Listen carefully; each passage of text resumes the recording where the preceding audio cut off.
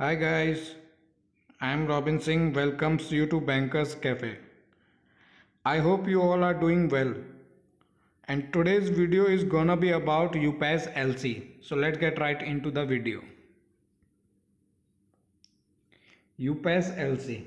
As here we can see this UPAS LC is what? It is a combination of Usance LC plus Site LC. So UPAS LC is what? It is a combination of Usance and Site LC. Under UPAS LC, UP stands for Usance Payable LC, whereas AS stands for at Site LC. UPLC means the LC which is payable on Usance terms, whereas ASLC stands for the LC which is payable on site basis. So basically UPAS LC is what? It is a combination of Site LC and Usance LC. Means under in this type of LC, the two payment terms were used. Means here the payment will be made on site basis as well as here also the payment will be made on Usance basis as well.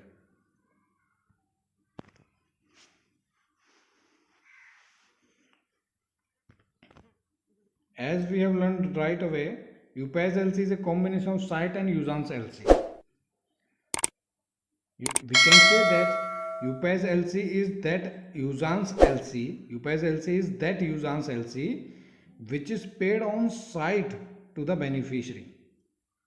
Means basically UPAS LC is an Usance LC, but under that Usance LC the payment is made to the beneficiary on site basis. Means the beneficiary would get payment on site basis irrespective of the terms. Basically it is an Usance LC, though the beneficiary will get payment on a site basis. So UPAS LC is what? It is an Usance LC where the payment to the beneficiary is made on a site basis, whereas the payment settlement between the issuing bank and the applicant will be made on Usance basis. Right? Let's get more learn about this UPAS LC basis on the following diagram.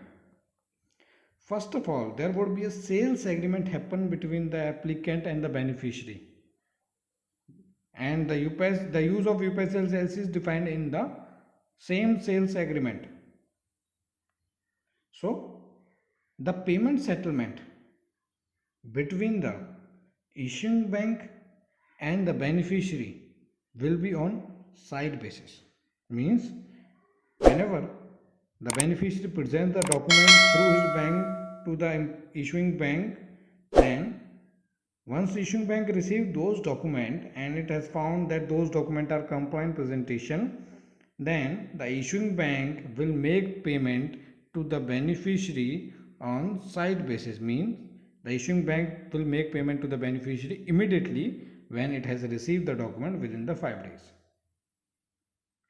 So now the payment settlement between issuing bank and the applicant will be based on Usance term. Means the applicant need to pay to the issuing bank on a maturity date, or we can say on a future date. It does not have to make the payment to issuing bank on a site basis. It has to make payment on Usance terms. So applicant need to pay issuing bank on Usance, but issuing bank has to make the payment to the beneficiary on site basis. So it both the Usance term and site term will be defined under that sales agreement happened between both the parties. Now we will discuss the process flow of the UPAS LC. First of all, there would be a sales agreement or a purchase order being created between both the parties, that is the exporter and the importer. So after that, the importer will apply for an LC issuance request with his bank, that is the issuing bank, or we can say that importer's bank. So once the importer bank has received the LC issuance request from the importer, it will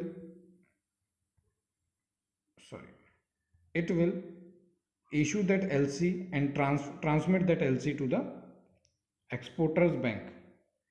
So once the exporter has received the LC from the issuing bank, it will advise that LC to the exporter. Once the LC is advised to the exporter, it will verify the details of that LC, and after that it will ship the goods to the shipping company. Once the goods has been shipped, it will receive the original shipping document from the shipping company, which it will hand over this shipping document to the exporters bank. So once exporter bank has received those documents, it will forward those documents to the issuing bank. So once the issuing bank has received those documents at his own counter, it will verify those documents. So it will verify those documents. If it has found that those documents are a compliant presentation, then it will immediately release the payment on site basis to the exporters bank. But if it has found that the document is a discrepant document, it will immediately send a refusal message to the exporters bank and denying to make the payment until unless the bill is accepted by the importer. So if it is a clean bill or a compliant presentation is there, then it has to make the payment to the exporter on site basis. After that, on maturity date, the applicant will provide payment authority, and after that it will release the document to the importer. This is all about the process flow of UPAS LC. So here the importer will make the payment to the issuing bank on a maturity date, on we can say on a future date, but issuing bank has to make the payment on to exporter on immediate basis, right?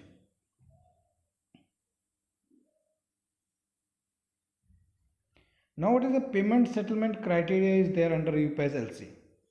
First we will discuss the payment settlement criteria between the applicant and the issuing bank. Under this criteria, the payment is made on usance basis, as we know that the applicant does not need to make the payment to the issuing bank on site basis. It has to make the payment on usance term. So, but issuing bank is making the payment on site basis. So, there will be a loss for the issuing bank. So, it will get an interest along with the LC value plus interest from the applicant. Here, the applicant need to make the payment to the issuing bank along with the interest value also. So here applicant need to pay interest portion also along with the LC value or LC face value, right? So on maturity date, the applicant will provide payment authority to the issuing bank along with the interest portion as well, right? Because here issuing bank has make the payment to beneficiary on site, so the issuing bank will recover his margin as well as. So for that, the applicant needs to make the payment to the issuing bank on maturity date along with the interest value too. Now we will discuss the payment settlement criteria between the beneficiary and the issuing bank. As we know that the issuing bank has to make the payment to beneficiary on a site basis. So what does it mean?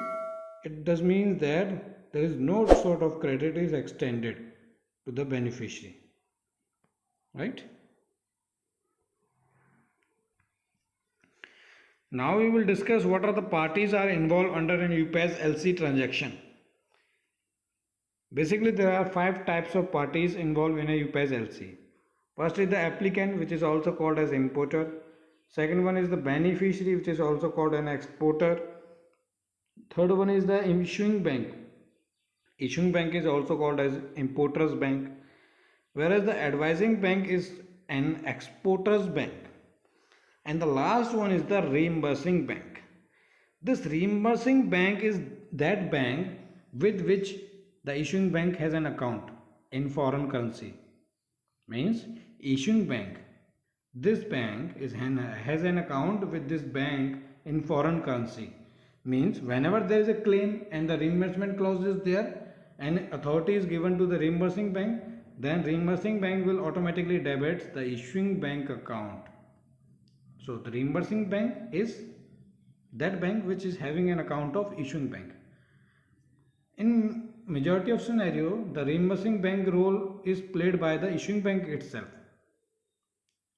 But the reimbursing bank role can also be played by advising bank also.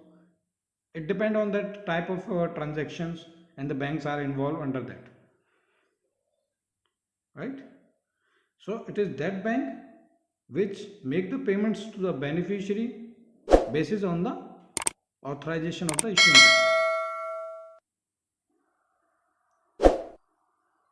Now we will discuss what are the benefits of UPAS LC are there. Basically there are three types of benefits of using UPAS LC are there.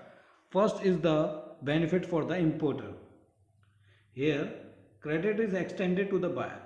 Means the buyer or the importer does not want to make the payment to the issuing bank on immediate basis. It has given the usance period for which it can utilize that period and will make the payment to the issuing bank on maturity date or a future date. So here the importer is availing a usance period, and after that usance period is over as per the terms and condition of that LC, then it has to make the payment to the issuing bank. So here the importer is availing credit facility, or the credit is extended to that importer, or we can say that it is availing a usance facility. Whereas the second benefit of that UPAS LC is what? Here the second facility is that it's an immediate cash inflow for exporter. As we know that under UPAS LC the issuing bank has to make the payment to the beneficiary on immediate basis. So when the issuing bank has to make the payment to the beneficiary on immediate basis, so it will immediately what? It is a cash inflow for the exporter, because once the exporter has shipped the goods, it will get the payment from the issuing bank immediately, right? Whereas in usance it has to wait for that maturity date to come. So basically it is one of the best advantage for the exporter, because under this the exporter gets an immediate payment from the issuing bank. It does not want to make the payment or does not want to receive that payment in a future date. Here it will get the payment on immediate basis. And the last one is the saves cost for the beneficiary. Why would it save cost for the beneficiary? Because suppose if an applicant provide an usance LC, right, and the beneficiary wants the payment on site basis, then what will the beneficiary will do? It will get the bill discounted from his bank. That is called discounting, right, usually. So when the discounting happens, then the beneficiary will have to bear the discounting fees, as well as it has to bear the interest as well as. So whereas now in UPAS LC it does not want to bear any sort of discounting charges, any sort of interest for this. Also its working capital is also being balanced, and also we can say there is a cash inflow for this exporter. So ultimately it saves and cost for the exporter. So it is one of the beneficial for the exporter. Now we will discuss why we are using the UPAS LC, or why there is a requirement of UPAS LC. Basically the requirement of UPAS LC arises when the exporter wants immediate payment for his goods, right? Whereas the applicant may not have the facility with his bank for the issuing the site LC, or maybe it has not the sufficient fund to pay the beneficiary on an immediate basis. So it fulfills the requirement of both the parties. Means here the beneficiary also gets an advance payment, or we can say on a side payment, whereas the applicant does not make the payment to the beneficiary on site, because here it is availing usance facility. So it will beneficially for both the parties, right? So this is the details about UPAS LC. That's all about my video. Keep learning. Thanks.